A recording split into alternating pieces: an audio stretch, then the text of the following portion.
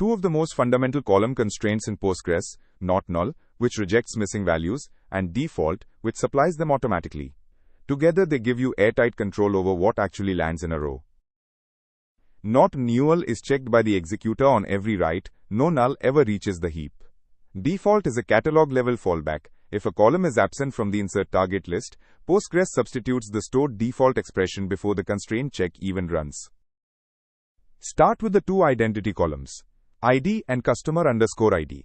Both are marked not null with no default, so every insert must explicitly provide them. Omitting either one is an immediate error.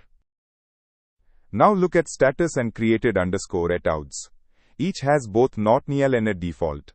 The literal string pending and the function call now are evaluated at insert time, so callers can omit these columns entirely and still satisfy the not null constraint.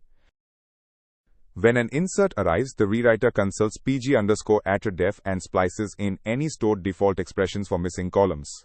The executor then evaluates those expressions and immediately checks not null. A null at that point raises an error. The row never touches heap storage. Two inserts. The first omits status and note entirely, the second supplies status explicitly. Selecting both rows ordered by id, we see row 1 got the default, pending, and note is null in both, because it carries no not null constraint. The bug is a not null column with no default. Every insert path in the application must remember to supply a value, and any new path added later will silently break in production. Adding a default gives you a safe fallback without weakening the not null guarantee. 3 things to carry out. A bare not null with no default demands that every writer supply the value, a risky contract.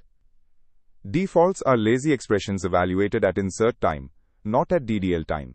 And when you see both constraints together, that column is truly bulletproof. Never null, never missing.